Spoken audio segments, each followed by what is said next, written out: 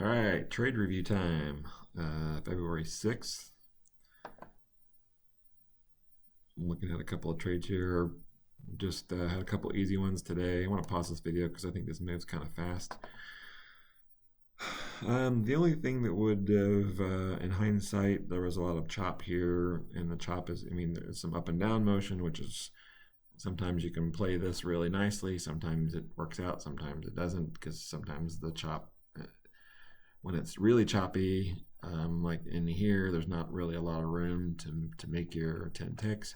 Here, there was plenty of room from top to bottom. We got 94.13. There was 7 points up here, so there was plenty of room to make 10 ticks in here. And it had come up and down and back up and back down.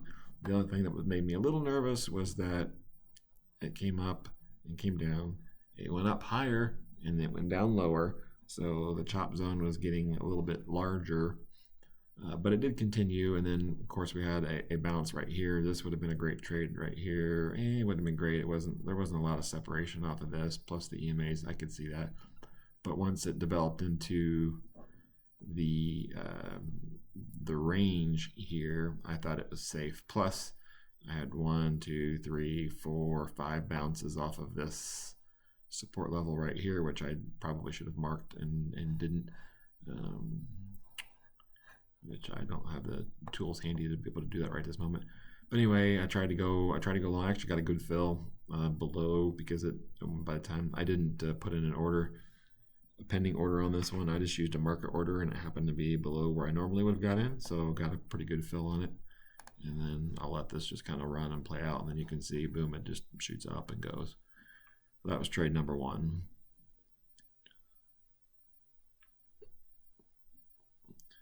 And I was looking at a possible bounce off of the resistance level up here. We had some up there, and it ended up shooting up through there, and I didn't feel comfortable doing anymore. I considered taking a play off of this one here, but the bar before it came down too far. And then I was going to play the 3-tail off of this one, but that one didn't work out, so I canceled out that order, because I thought we had 1, 2, we could have had 3 bars and had those 3 touches on here that could have moved up.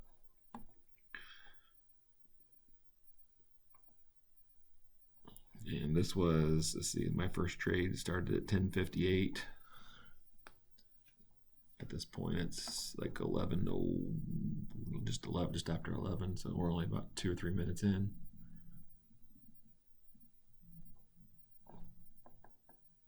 If I'm being honest, I don't remember the next move. I'll need to see it set up. Oh, here we go. Okay, now there it is.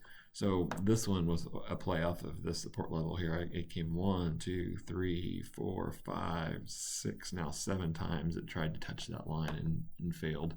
6 times prior, this would be the 7th time it failed if it closed up, which clearly it does. I believe this is the next trade. That was a lot of bounces off this level right here. A lot of failure. And each time it did before, it moved up.